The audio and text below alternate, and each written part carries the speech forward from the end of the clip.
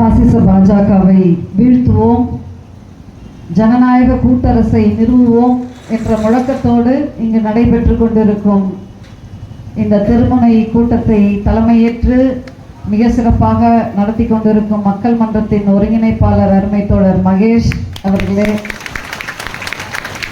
India கூட்டணியில் அங்கம் வகிக்கும் பல்வேறு கட்சிகள், திராவிட முன்னேற்றக் கழகம், விடுதலை சிறுத்தைகள் கட்சி, மதிமுக போன்ற பல்வேறு கட்சிகளிலிருந்து வருகை தந்திருக்கும் தலைவர்களே, தோழர்களே, இங்கு பெருந்திரளாக வந்திருக்கும் மக்கள் மன்றத்தின் மாநில, மாவட்ட, ஒன்றிய மற்றும் இதர உறுப்பினர்களே, உங்கள் அனைவருக்கும் மக்கள் மன்றத்தின் சார்பாக வணக்கத்தை தெரியப்படுத்திக் கொள்கிறேன். மார்ச் 9ஆம் தேதி இது போன்ற ஒரு கூட்டத்தை நாம் பெரியார் தூண் அருகே நடத்தினோம்.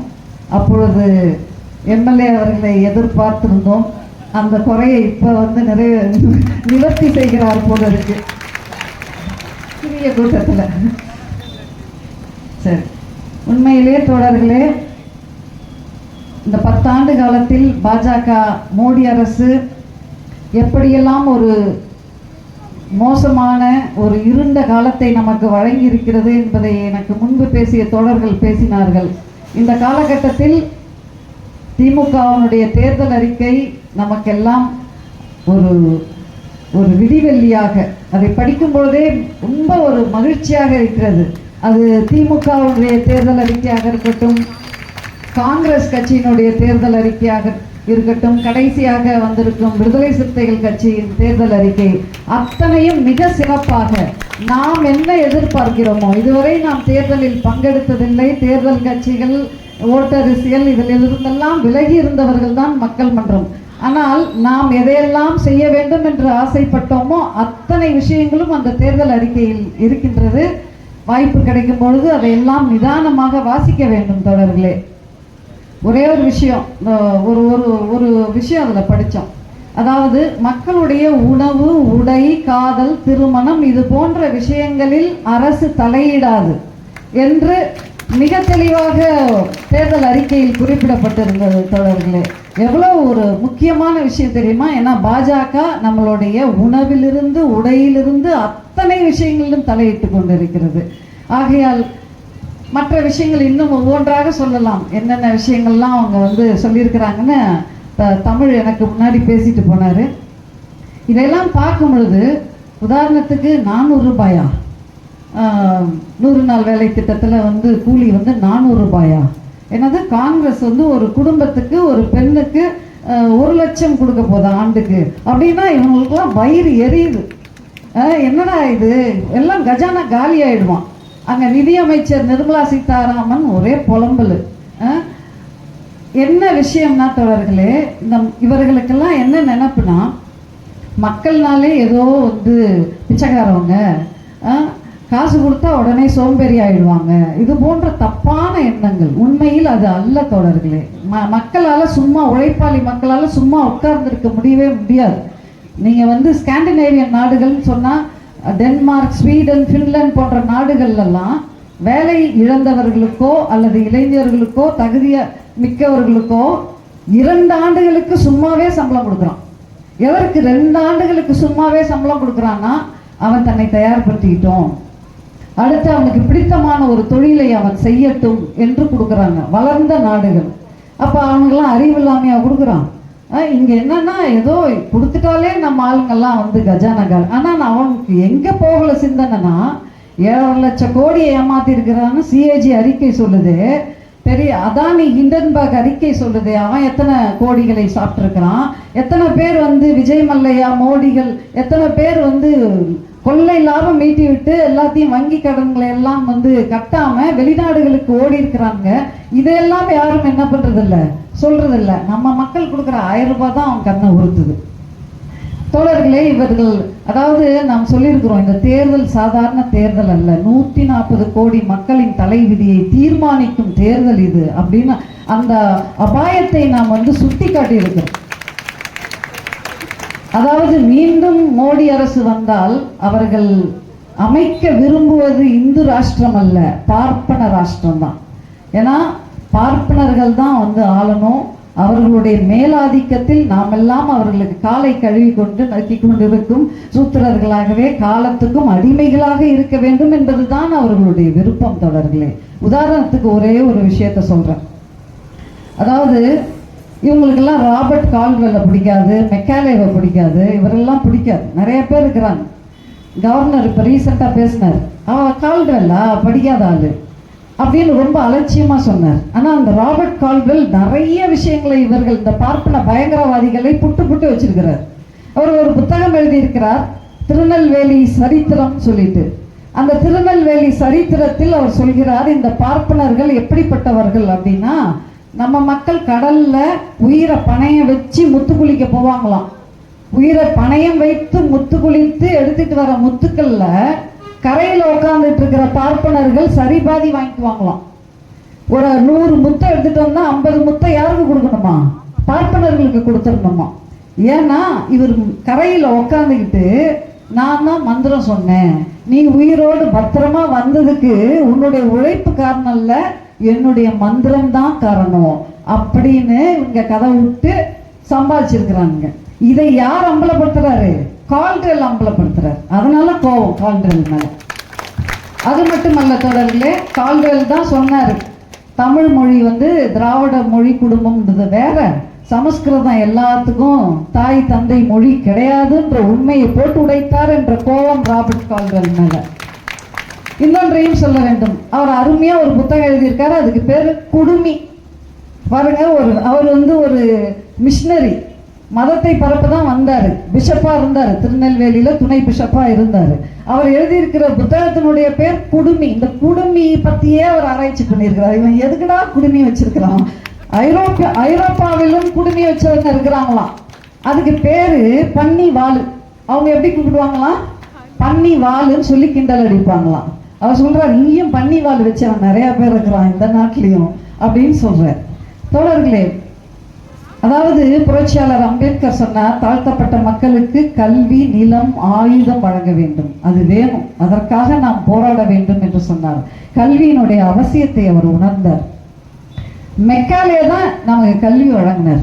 உண்மையில நாம் வந்து இந்த பார்ப்பனர்களுடைய ஆட்சியில இருந்தோம், மனு தர்மம் ஆட்சி செய்திருந்ததுன்னா நம்மெல்லாம் எங்கன்னா காலையில அப்பா என்ன வேலை செய்யறாரோ பிள்ளைங்களும் அப்படியே என்ன பண்ணியிருப்பாங்க, கல்ல இருக்கிறாங்கன்னா கல்ல இருக்க போயிருப்பாங்க, இல்லை விவசாய வேலைன்னா விவசாயிகளாக போயிருப்பாங்க, இப்படி தான் இருந்திருப்பாங்க. ஆனால் மெக்காலே என்கிற ஒரு மனிதர், அவர் ஒரு அரசு அதிகாரியாக இங்கே வந்து அவர் தான் என்ன பண்ணார்னா, பொது கல்வி நிறுவனங்களை உருவாக்கியது முதலில் மெக்காலே தான். அதனால தான் எங்களுக்கு மெக்காலே பிடிக்காது.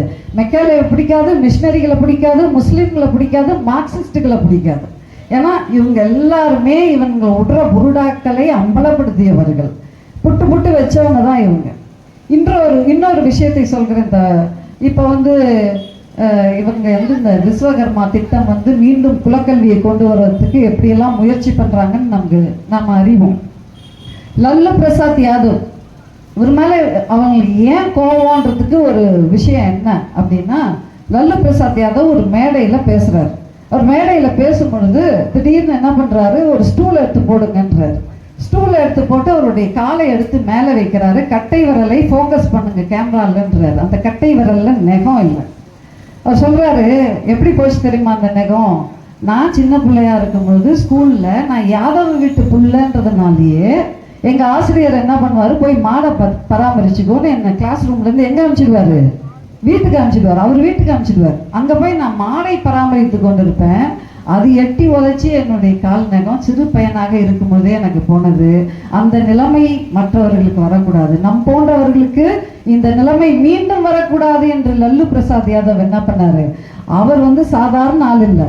அவர் வந்து எப்படி புத்தர் எதிர்த்தாரோ இந்த பார்ப்பன பயங்கரவாதிகளை, எப்படி அயோத்திதாசர், இன்னும் பல்வேறு ஜோதிபாய் பூலே, இவர்கள்லாம் எப்படியெல்லாம் வைகுண்டர்லேருந்து எப்படி எல்லோரும் எதிர்த்தார்களோ அதுபோல் எதிர்த்தவர் தான் லல்லு பிரசாத் யாதவ். அந்த லல்லு பிரசாத் யாதவ் வந்து எதற்காக இந்த நேரத்தில் அவரை சொல்றோம் அப்படின்னா, லல்லு பிரசாத்னே அப்படியே ஊழல்னு வாங்க.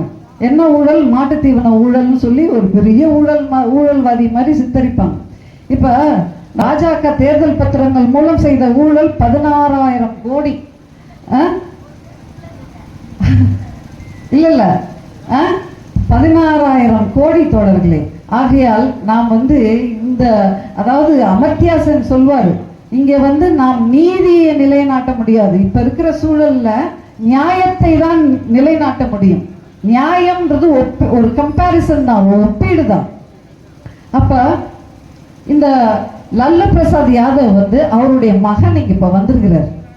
இந்த பழைய வரலாறு பழைய கோபங்கள்லாம் இருக்குமா இருக்காது அவருடைய மகன் தேஜஸ்விக்கு. அவர் என்ன சொல்றார் தெரியுமா? எனக்கும் கனவுல ராமர் வந்தார். ராமர் என்ன சொன்னார்னா, நான் 22ஆம் தேதி அவங்க அந்த பிரதிஷ்டை செஞ்சாங்களே, அந்த நான் அயோத்திக்கு வரல, நான் வரமாட்டேன் அப்படின்னு எனக்கு கனவுல சொன்னார். அவன் எடுத்த ஆயுதத்தையே தேஜஸ்வி எடுக்கிறார். அதாவது ராமர் கோயிலை காட்டி இவர்கள் என்ன பண்ணலாம்னு நினைச்சாங்க, பெரிய அளவுல வடக்குல வாக்குகளை திரட்டலாம் நினைச்சாங்க. அவங்களுடைய கனவு என்ன ஆகல, பலிக்கல. லல்லு பிரசாத் மேல இருக்கிற கோபத்துக்கு காரணம் இருக்கு தோழர்களே. இவர்கள் முதலாக இடஒதுக்கீட்டுக்கு எதிராக ஒரு ரத யாத்திரையை தொடங்கினார்கள். அந்த ரத யாத்திரையை அத்வானி எடுத்துக்கிட்டு கிளம்பினார். போற வழியெல்லாம் ரத்த கலவரம் தான். அப்ப அத்வானி உள்ள நுழைஞ்சவனையே அவரை பீகார்ல கைது செய்தவர் யாருன்னா லல்லு பிரசாத் யாதவ். அந்த கோபம் இருக்கு அவங்களுக்கு, தொடர்ச்சியாக அந்த கோபம் இருக்கிறது தோழர்களே. நாங்க தேர்தல் பரப்புரைக்காக நாங்க போயிருந்தோம். எங்க சிதம்பரம் விழுப்புரம் எல்லாம் போயிருந்தோம்.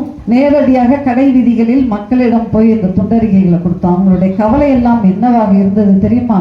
நிச்சயமாக நம்ம தான் ஜெயிப்போம், அதுல டவுட்டே கிடையாது.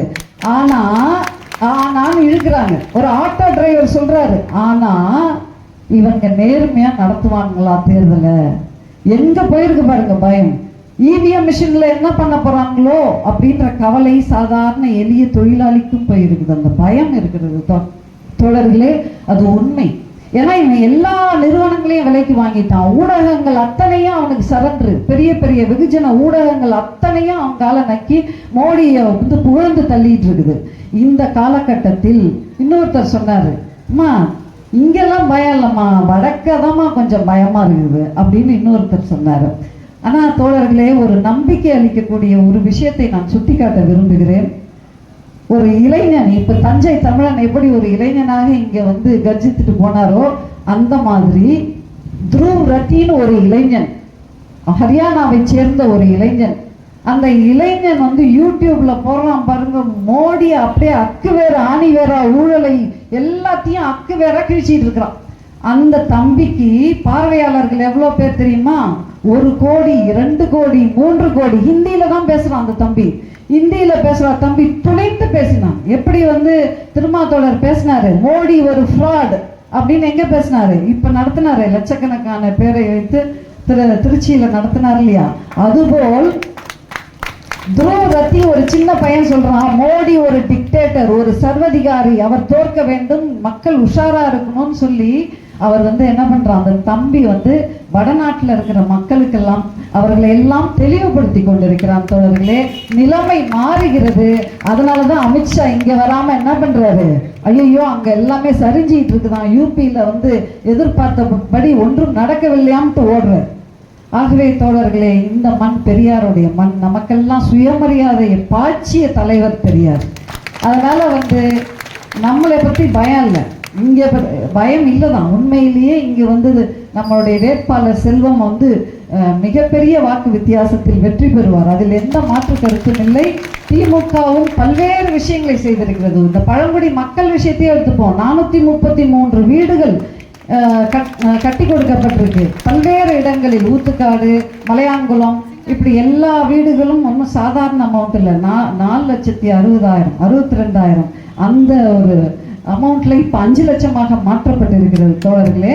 அதில் ஒரு சிறிய அளவு மத்திய அரசினுடைய பணம் வந்தாலும் இந்த மனையை வழங்கினாதான் வீடு கட்ட முடியும். உண்மையா இல்லையா? வீடு கட்டுறது எதனால் தடைப்படும்னா, மக்களுக்கு வீட்டு மனை இருக்காது. வீட்டு மனை, அதாவது ஏரிக்கரைகளில் எங்கேயுமே மனை ஒண்டுவதற்கு கூட இடமில்லாமல் இருந்த பழங்குடி மக்களுக்கு இந்த அரசு தான் என்ன வழங்குச்சு, வீட்டு மனை வழங்கியது. அப்ப வீட்டு மனை இருந்தால்தான் அதன் மீது என்ன கட்ட முடியும், வீடுகளை கட்ட முடியும் தோழர்களே. அந்த வேலையை செய்திருக்கிறது. தொடர்ச்சியாக பெரியார் வழியில் இப்ப திராவிட முன்னேற்ற கழகம், நாங்க கூட சொன்னோம், திராவிட முன்னேற்ற கழகம், திமுக போன்ற அரசியல் கட்சிகள்லாம் புரட்சி செய்யணும்னு நம்ம எதிர்பார்த்தோம்னா தப்புதான். அது வந்து நமக்கு வந்து ஒரு ப்ரீதிங் ஸ்பேஸ் கொடுக்கும், ஒரு மூச்சு விட ஒரு நேரம் கொடுக்கும், வாய்ப்பு கொடுக்கும். நாம் அந்த நேரத்தில் இயக்கங்கள், மக்கள் இயக்கங்கள் ஒரு தெருவா போய் மக்களை வந்து அரசியல் படுத்தணும், அமைப்பை கட்டணும். அவர்களுக்கு நாம் கொடுக்கும் நெருக்கடியில் அவர்கள் நமக்கு தேவையான சட்டங்களை இயற்றுவார்கள்னு அந்த அளவுக்கு தான் யோசிச்சோம் தோழர்களே.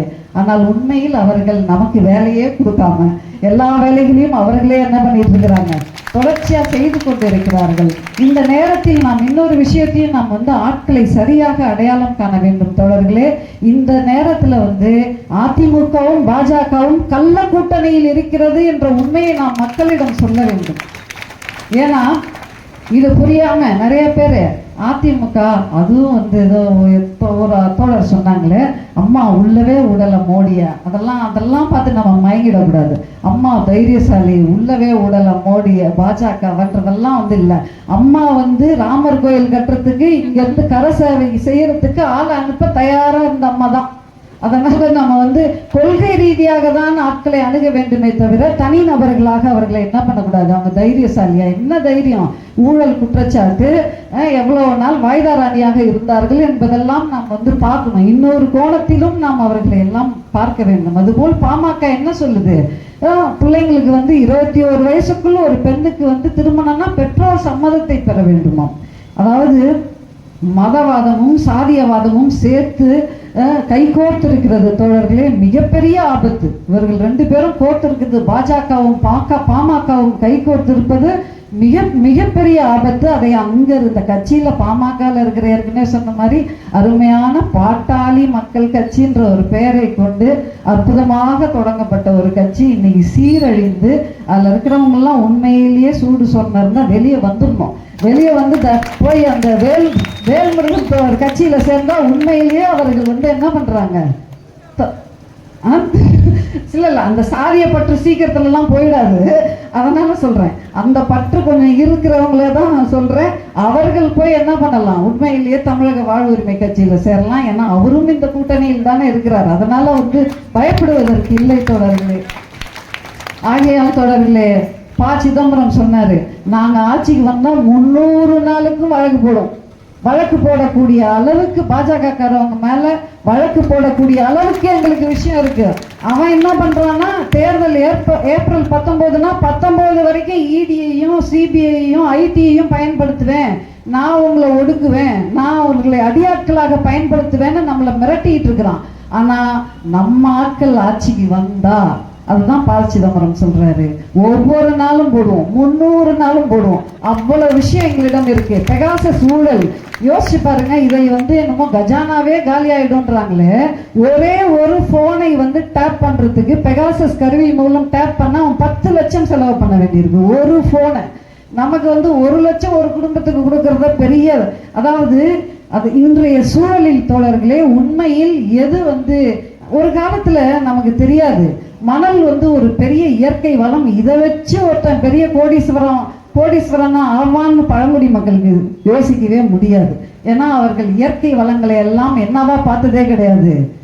அதை சுரண்டணும், மலையை பார்த்தா கிரானைட்டா பார்க்குற பார்வை நம்ம மக்களுக்கு கிடையாது. அதை எப்படி பாதுகாக்க வேண்டும் என்றுதான் பழங்குடி மக்கள், அந்த மண்ணின் மைந்தர்கள் சிந்திப்பார்கள். ஆனா இவங்க எப்படி சிந்திக்கிறாங்க, அதாவது இன்னைக்கு மிகப்பெரிய ஒரு வளம் எதுனா மணலோ தண்ணியோ மலைகளோ அல்ல தோழர்களே. இன்றைக்கு ஒரு மிகப்பெரிய மூலதனமாக இருப்பது தகவல். நம்ம குறித்த தகவல் எல்லாம் வச்சிருக்கிறோம். யாரு அதானி வச்சிருக்கிறான், அம்பானி வச்சிருக்கிறான். அந்த தகவல்களை வைத்து கொண்டு நம்மளை வந்து நம்மளுடைய ஜிபிஎஸ், நம்ம செல்போன் ஒன்று போதும் அவன் நம்மளை உழவு பார்த்துக்கிட்டே இருக்கிறான். நம்முடைய சிந்தனை என்ன, நாம் யாருக்கு வாக்களிப்போம் என்பது முதற்கொண்டு அவனுக்கு தெரியும். அதனால அத்தனை விஷயங்களையும் நம்மளுடைய செல்போன் மூலமாகவே சொந்த நாட்டு மக்களை உளவு பார்க்கிறது இந்த மோடி அரசு. யாரை கொண்டு, இந்த மாதிரி அதானி அம்பானி கொண்டு. இன்னைக்கு எங்க இருக்க ஆபத்து, அதாவது கரண் தாப்பர் இந்த இளைஞன் துருவரத்திய பேட்டி காண்றாரு. கடைசியா அவர் எச்சரிக்கை கொடுக்கிறாரு, கவனமாக இரு இளைஞனே, உன் உயிருக்கு ஆபத்து இருக்கு, கவனமாக இரு. அந்த தம்பி சொல்றான், நான் உணர்ந்துதான் இருக்கிறேன். நான் யூடியூப் சேனல்ல தான் கோடிக்கணக்கான பேரை சென்று அடைந்து கொண்டிருக்கிறேன். ஆனா மோடி ஆட்சிக்கு வந்தா முதல் காரியமாக இப்பயே மசோதா பாஸ் பண்ணியிருக்கிறாங்க. என்ன மசோதா தெரியுமா? யூடியூப் கண்டென்ட்டை அவங்க தான் டிசைட் பண்ணுவாங்களாம். யூடியூப்ல நாம் என்ன ஏத்துறோம், ஓடிடியில நம்ம என்ன ஏத்துறோம், அத்தனையும் அவர்கள் தான் தீர்மானிப்பார்கள். அதனால வந்தவனே எப்படி ட்ரைப்ன்ற ஒரு சேனல், பழங்குடின்ற ஒரு சேனல் இருக்குங்க, கரிகாலன்ற ஒரு தோழர் அற்புதமா போட்டுட்டு இருப்பாரு, அதை காலி பண்ணாங்க. அவர் மீண்டும் அதே பேர்ல வேற கொஞ்சம் மாற்றத்தோடு வந்தார். அதுபோல் அந்த துருவரத்தி சேனல் எல்லாம் காலி பண்ணிடுவாங்கன்ற தெளிவோடு தான் அவர் பேசி கொண்டிருக்கிறார் தோழர்களே.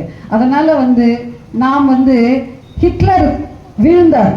ஹிட்லர் வீழ்ந்த பிறகு என்ன பண்ணாங்க தெரியுமா? நியூரம்பர்க் ட்ரையல்னு ஒரு விசாரணை நடத்தினார்கள்.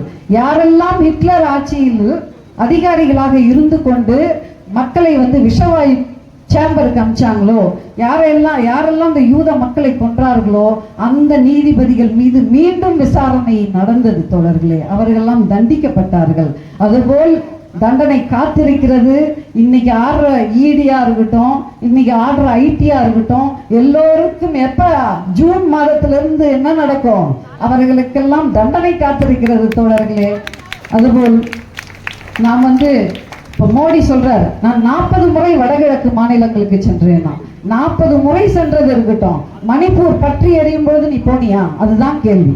மணிப்பூர் பற்றி எரிந்தது பழங்குடிகள் அங்க நிர்வாணப்படுத்தப்பட்டு, அது உண்மையில் அங்க இருக்கிற இயற்கை வளங்கள், வனச்சட்டங்களை எல்லாம் திருத்தி அங்க இருக்கிற இயற்கை வளங்கள், மலைகள், சுரங்கங்கள் எல்லாத்தையும் கொள்ளையடிக்கணும் என்பதுதான் அவர்களுடைய நோக்கம். அதை என்ன பண்றாங்க? இந்த உண்மைகளை எல்லாம் நாம் அறிய வேண்டும் தோழர்களே. மற்றபடி இன்னும் சிலரிடம் கூட நாம் கவனமாக இருக்கணும். இந்த நேரத்தில் ஒரு சில புரட்சியாளர்கள் இறங்குறாங்க. புரட்சியாளர்கள் இறங்கி என்ன சொல்றாங்க?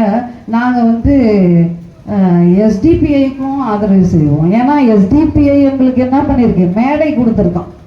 யாருன்னு உங்களுக்கு புரியுதான்னு தெரியல. மே 17 இயக்கத்தை தான் சொல்கிறேன் தோழர்களே. எப்படி இதையெல்லாம் நியாயப்படுத்துகிறார்கள் என்று தெரியவில்லை. சிஏஏக்கு எதிராக சட்டம் கொண்டு வந்திருக்குது. சிஏஏவை ஆதரித்து அதிமுக சட்டம் கொண்டு வந்திருக்கு. அந்த அதிமுக கூட எஸ்டிபிஐ கை கோத்திருக்குது. அந்த எஸ்டிபிஐக்கு ஆதரவாக இவர்கள் வாக்கு சேகரிக்கிறார்களாம். கூத்தால ஒரு தெளிவு வேண்டாம், மக்களை குழப்புவதுதான் மிகப்பெரிய ஆபத்து தோழர்களே. நீ சும்மா கூட வீட்டில் உட்காந்துருக்கலாம். அதை விட்டு சும்மா போய் நான் புரட்சியாளரை போல் நான் பாஜக எதிர்த்து பேசுவேன், அதே சமயத்தில் காங்கிரஸையும் எதிர்த்து பேசுவேன், திமுகவையும் திட்டுவேன், எல்லாத்தையும் திட்டுவேன். நான் நீ என்னதான் சொல்ற, யாருக்கு தான் வாக்களிக்க சொல்ற? இப்படி ஒரு மிகப்பெரிய குழப்பம் ஏற்படுகிறதா இல்லையா? ஒன்று நீ நான் தேர்தல் பாதைக்கே வரல, நாங்கள் ஒரு இயக்கவாதின்னு சொல்லி ஓரமாக உட்காந்துருந்தோம். அதை விட்டுட்டு மக்களை என்ன பண்ணக்கூடாது? நாங்களே சொல்கிறோம், இந்தியா கூட்டணின்னு சொன்னால் கூட மக்களுக்கு இன்னும் தெளிவாக புரிவதில்லை. இந்தியா கூட்டணின்னா யாரு? அப்போ நாம் எங்கெல்லாம் பிரச்சாரம் செய்கிறோமோ அங்கெல்லாம் நாம் என்ன சொல்ல வேண்டியிருக்கிறது? தெளிவாக நீங்கள் இந்த தொகுதியில் உதயசூரியனுக்கு வாக்களிங்கள், இந்த தொகுதியில் நீங்கள் கைக்கு வாக்களிங்க, இந்த தொகுதியில் நீங்கள் ஏனிக்கு வாக்களிங்க. இப்படி ஒவ்வொரு இடத்துலையும் நாம் தெளிவாக மக்களுக்கு, எளிய மக்களுக்கு புட்டு சொல்ல வேண்டியதா இருக்குது. ஆனா இவர்கள் என்ன சொல்றாங்க? எப்படி எல்லாத்தையும் குழம்புனா மக்கள் என்ன ஆவார்கள் தோழர்களே? இவர்களையும் நாம் அடையாளம் காண வேண்டும் என்று சொல்லிக்கொண்டு பேசுவதற்கு தோழர்கள் காத்திருக்கிறார்கள். ஆகையால் எல்லாம் அவர்கள் கையில் தான். அதாவது மோடியை சாதாரணமாக பார்க்கக்கூடாது. RSS என்கிற பார்ப்பன பயங்கரவாதிகள் அவர்களை இயக்குகிறார்கள். அவங்கெல்லாம் மாவோயிஸ்டுகள்னு சொல்ற இந்த நக்சல்பாரிகள்லாம் காட்டிலேயாவது இருந்து என்ன பண்ணுவாங்க? போராடிட்டு இருப்பாங்க, ஆயுதம் ஏந்தி போராடுவாங்க. ஆனா இவங்கெல்லாம் நேராக ஆயுதங்களை எடுத்துக்கிட்டு வீட்டுக்கே வருவாங்க. வீட்டுக்கு கௌரி லங்கேஷை சுட்டாங்க, வாக்கிங் போன தபோல்கரை சுட்டாங்க. ஆகையால் அவர்கள் அபாயகரமானவர்கள் தோழர்களே. இதை உணர்ந்து நாம் எச்சரிக்கையாக இருக்க வேண்டும். இந்த பகுதியில் நாம் உதயசூரியன் சின்னத்தில் நிற்கும் தோழர் செல்வம் அவர்களுக்கு, இடைப்பாளர் செல்வம் அவர்களுக்கு வாக்களிக்க வேண்டும் என்று சொல்லி முடித்துக் கொள்கிறேன். நன்றி.